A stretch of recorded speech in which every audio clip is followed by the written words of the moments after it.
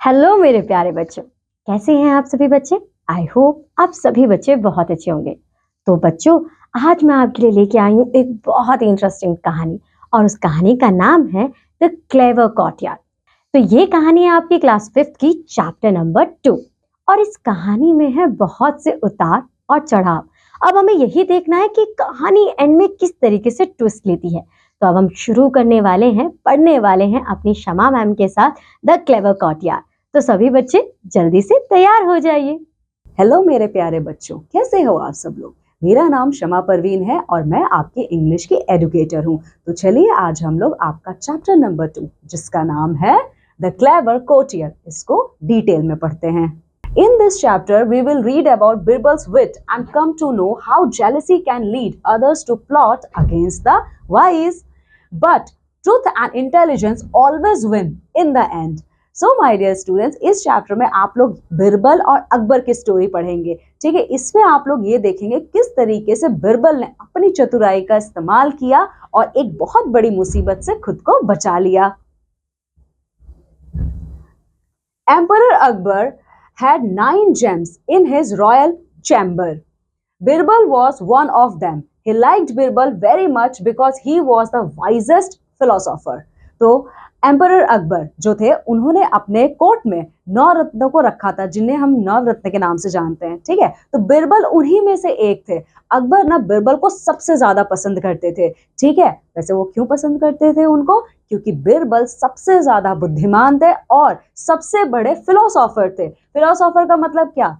Philosopher का मतलब होता है नीति शास्त्र का ज्ञाता। ठीक है, तो सारे नवरत्नों में से अकबर जो थे उनकी जो नीति शास्त्र का ज्ञान था वो बहुत ही अव्वल दर्जे का था। इसीलिए अकबर सबसे ज्यादा बिरबल को पसंद करते थे। Birbal was a kind person, good-hearted, brilliant and witty.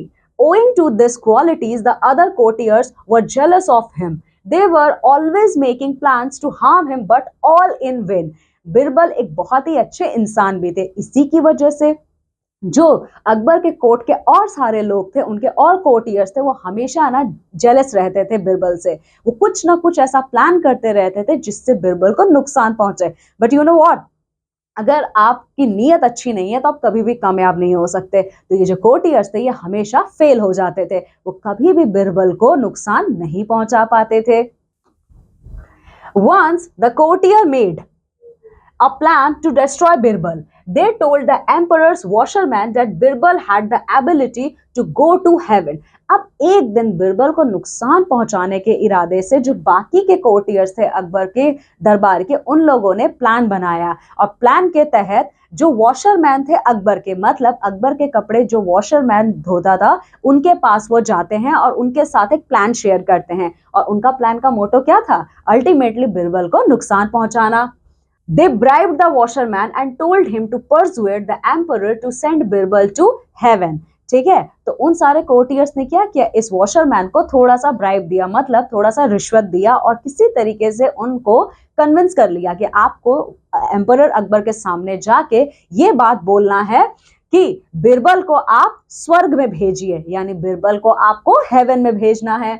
So next time when the washerman visited the palace, he asked the emperor, Your Majesty, Birbal can go to heaven and come back. Why don't you send Birbal to heaven? He will go there and find out how your ancestors are living together. तो इसी पूरे plan के तहत, ठीक है, वो जो washerman है अगले दिन एम्परर अकबर के सामने जाता है और जाके खड़ा होता है, हाथ जोड़ता है, बहुत ही विनम्र भाषा में, बहुत ही विनम्र लैंग्वेज में कहता है कि महाराज, क्यों नहीं आप बिरबल को स्वर्ग में भेजते हैं? वैसे भी बिरबल बहुत ही ज्यादा चतुर हैं और उनके पास एक बहुत ही स्पेशल क्वालिटी है और उस क्वालिटी के अकॉर्डिंग जो बिरबल हैं वो स्वर्ग में जा सकते हैं। ठीक है, तो आप उन्हें स्वर्ग में भेजिए और साथ ही साथ स्वर्ग में आपके पूर्वज लोग कैसे हैं ये उनके बारे में उनका हालचाल लेकर आएंगे। Akbar knew that the washerman had been befooled, but in order to test Birbal's wisdom, he agreed to the plan of the washerman.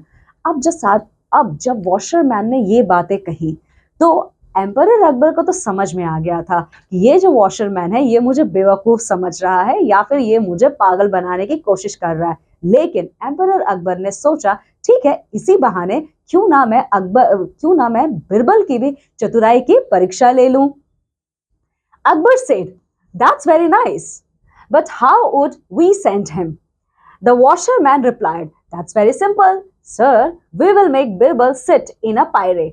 Then we will light the pyre and Birbal will reach heaven." Akbar said, "All right." अच्छा, अब अकबर को तो पता था कि ये तो झूठ बोल रहा है मुझसे, ठीक है। तो लेकिन अकबर ने कहा कि ठीक है, मैं तुम्हारे प्लान से बिल्कुल सहमत हूँ, हम लोग ये काम कर सकते हैं, मैं बिरबल को भेजने के लिए तो तैयार हूँ। लेकिन तुम मुझे ये बताओ, ये सब होगा कैसे? मैं बिरबल को स्वर्ग में भेजूंगा कैसे? तब वो वॉशरमैन कहता है, महाराज ये बहुत ही ज्यादा सिंपल है, आपको क्या करना है, एक बड़े से पायरे में बिरबल को बैठाना है।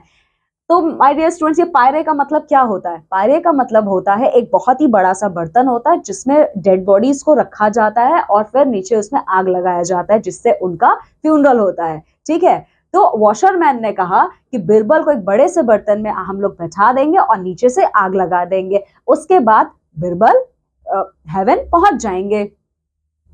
Birbal was immediately summoned to the court. He was told about the matter. अब ये सारी प्लानिंग करने के बाद तुरंत ही उसी टाइम बिरबल को कोर्ट में बुलाया जाता है, ठीक है। और बिरबल जब कोर्ट में आते हैं, राजा अकबर के सामने खड़े होते हैं, तो बिरबल को ये सारा मैटर अच्छे से समझाया जाता है। Birbal at once understood the matter. Therefore he agreed to be sent to heaven. तो जब एम्परर अकबर ने बिरबल को ये सारा का सारा मैटर एक्सप्लेन किया, बिरबल तुरंत समझ गए थे कि इसके पीछे किसकी साजिश है, ठीक है। लेकिन वो फिर भी तैयार हो जाते हैं कि ठीक है महाराज, आप जैसा कहेंगे मैं बिल्कुल वैसा ही करूंगा, मैं हेवन जाने के लिए तैयार हूं। On the appointed day, a big pyre was made. Birbal was made to sit in it. ठीक है। तब एम्परर अकबर एक डेट डिसाइड करते हैं कि इस दिन बिरबल को हेवन भेजा जाएगा। तो वो दिन आता है जिस दिन बिरबल को अब हेवन जाना था, ठीक है। तो बिरबल अब एक बड़े से पायरे में बैठते हैं। The courtiers were very happy. They knew this was the best way to get rid of him. अच्छा, अब जब बिरबल बैठते हैं तो सारे जो कोर्टियर्स थे ना, वो बहुत ही खुश हो जाते हैं। वो कहते हैं फाइनली, चलो अब इस मुसीबत से हमारी जान छूटी, अब इसी बहाने बिरबल से हमें छुटकारा मिल जाएगा। Akbar was watching the scene. He knew what was passing in the minds of courtier. So my dear students, आप देख सकते हो इस पिक्चर में, यहाँ पर ये राजा अकबर बैठे हुए हैं, ठीक है, और उनके सामने ये उनके कोर्टियर्स बैठे हैं, ठीक है। तो राजा अकबर देख रहे थे ये सारा सीन जब उनके आंखों के सामने चल रहा था, और उन्हें ये भी पता था कि इनके कोर्टियर्स के दिमाग में क्या खिचड़ी पक रही है। वो सब समझ रहे थे कि ये लोग कितना ज्यादा मन ही मन खुश हो रहे हैं। And then the pyre was lit. The courtiers were happy. They thought they had got Birbal burned to death. अब उसके बाद पायरे में नीचे से आग लगाई जाती है, और उसके बाद जब वो पायरे जलने लगता है तो सारे कोर्टियर्स मन ही मन बहुत ज्यादा खुश हो जाते हैं। उन्हें लगता है फाइनली बिरबल की मौत हो गई। तो बच्चों, आ गया है अब वही वक्त जब इस कहानी के सारे दरवाजे खुल जाएंगे और आपको इस कहानी का ट्विस्ट पता चलने वाला है। तो चलिए अब साथ में देखते हैं कि वो ट्विस्ट क्या है। ओके माय डियर स्टूडेंट्स, तो अब देखिए, अब आता है यहाँ पर एक ऐसा ट्विस्ट जिसके बारे में चंचला मैम ने आप लोगों को बताया है अभी। तो चलो आ जाओ, वो ट्विस्ट क्या है पढ़ते हैं उसके बारे में। After a couple of days, Birbal reappeared at the court. The courtiers were dumbstruck, but the emperor knew the truth. अब कुछ दिनों के बाद वापस से राजसभा में सारे लोग बैठे हुए थे, कोर्टियर्स बैठे हुए थे, राजा अकबर बैठे हुए थे। उसी टाइम बिरबल उस कोर्ट में आ जाते हैं। तो जब बिरबल को सही सलामत अपनी आंखों के सामने जिंदा सारे कोर्टियर्स देखते हैं तो सब के सब भौचक्के रह जाते हैं। उनको अपनी आंखों पे तो यकीन ही नहीं होता है। वैसे क्यों यकीन नहीं होता है? क्योंकि उनके अकॉर्डिंग बिरबल की तो मौत हो चुकी है, तो एक मरा हुआ इंसान कैसे जीता जागता सामने खड़ा हो सकता है। तो इसीलिए सारे लोग बहुत ही ज्यादा भौचक्के रह जाते हैं, सबकी आंखें फटी की फटी रह जाती हैं। Actually, before the fire caught on, Birbal had escaped through a secret tunnel. वैसे हुआ क्या था? हुआ ये था कि जैसे ही आग लगी थी उस पायरे में, ठीक है, तो राजा अकबर ने एक सीक्रेट टनल बना दिया था बिरबल को बचाने के लिए। तो जैसे ही आग लगती है, बिरबल उसी टनल से बाहर निकल जाते हैं सही सलामत। The emperor welcomed Birbal in the court and said, Birbal, how are you? How are my ancestors? Birbal replied, they are all very fine. ठीक है, तो राजा अकबर बीरबल को गले से लगाते हैं और उनका कोर्ट में बहुत ज्यादा वेलकम करते हैं। ठीक है, उसके बाद वो पूछते हैं, बीरबल कैसे हो तुम? ठीक है, और कहाँ थे अब तक, और मुझे ये बताओ मेरे एंसेस्टर्स कैसे हैं? ठीक है, कैसे हो और ये बताओ मेरे एंसेस्टर्स कैसे हैं, मिले तुम उनसे जाके हेवन में? तो बीरबल ने कहा, मैं तो बिल्कुल ठीक हूं महाराज। Then the emperor asked, Birbal, why your dress is so dirty? Are you all right? At this Birbal replied, Sir, I am perfectly all right. ठीक है, तब बिरबल कहते हैं कि हाँ महाराज, मैं बिल्कुल ठीक हूँ और आपके एंसेस्टर्स भी हेवन में बिल्कुल ठीक है। तो जब बिरबल और अकबर बात कर रहे थे, उसी टाइम अकबर की नजरें बिरबल के कपड़ों पर पड़ती हैं। तो वो तुरंत पूछते हैं, बिरबल ये बताओ तुम्हारे कपड़े इतने कैसे गंदे हो गए? ठीक है, क्या हुआ है ऐसा? तो बिरबल जवाब देते हैं कि सर, मैं तो बिल्कुल ठीक हूं, पर हाँ मेरे कपड़े थोड़े से गंदे हैं। But sir, there is no washerman in heaven. Your ancestors have in fact asked for the washerman. Sir मैं तो बिल्कुल ठीक हूँ, लेकिन ना महाराज मैं तो ठीक हूँ पर मेरे कपड़े थोड़े से गंदे हैं, और मेरे कपड़े इसलिए गंदे हैं क्योंकि हेवन में कोई कपड़े धोने वाला ही नहीं है, कोई वॉशरमैन नहीं है। इवन आप जानते हैं आपके एंसेस्टर ने मुझसे ये बात कहा है कि उन्हें हेवन में वॉशरमैन की जरूरत है ताकि उनके भी कपड़े साफ सुथरे और धुले हुए रहें। Akbar immediately agreed to send the washerman to heaven. अब ये बातें सुनने के बाद महाराज अकबर तुरंत तैयार हो जाते हैं और ऑर्डर देते हैं कि वॉशरमैन अब अगली बारी तुम्हारी है, अब तुम हेवन जाओगे, क्योंकि बीरबल तो हेवन गए थे और वो ये समाचार लेकर आए हैं कि मेरे एंसेस्टर्स वहां पे बहुत दुखी हैं क्योंकि उन्हें गंदे कपड़े पहनने पड़ रहे हैं। ठीक है, तो अब तुम जाओगे हेवन में और उनके कपड़े धोगे। The washerman was summoned to the court. When the washerman heard all this, he fell at Akbar's feet and started crying. ठीक है, तो वॉशरमैन को तुरंत ही कोर्ट में बुलाया जाता है और ये सारा मैटर वॉशरमैन को एक्सप्लेन किया जाता है। तो जैसे ही वॉशरमैन को ये सारी चीजें पता चलती हैं, वॉशरमैन तुरंत ही महाराज अकबर के कदमों में गिर जाता है और रोने लगता है। He asked the emperor to forgive him. He told him about the wicked plan of the courtiers. वो महाराज अकबर से माफी मांगने लगता है, कहता है प्लीज मुझे माफ कर दीजिए, मेरी गलती नहीं है, ये सारा का सारा जो प्लान था वो आपके कोर्टियर्स ने बनाया था। Akbar scolded the courtier and warned them not to repeat such wickedness in future.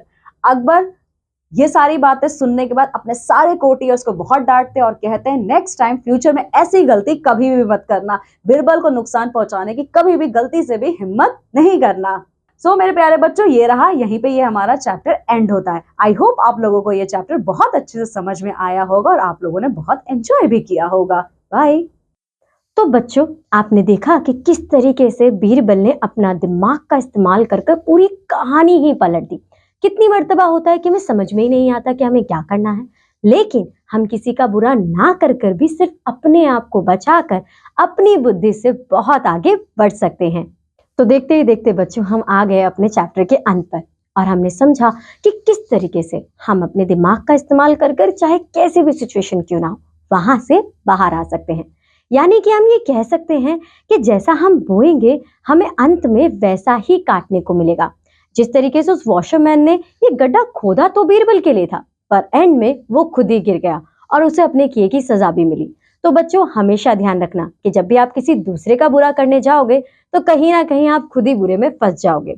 तो बच्चों, ये था हमारे चैप्टर की एंडिंग। कैसी लगी आपको स्टोरी, आप ये जरूर बताइएगा। और अब इसी तरीके से मैं आपको मिलूंगी आपकी नेक्स्ट क्लास में, जहां पर एक और इंटरेस्टिंग कहानी के साथ, एक और इंटरेस्टिंग ट्विस्ट के साथ हम फिर से ये बातचीत कंटिन्यू करेंगे। बाय बाय बच्चों।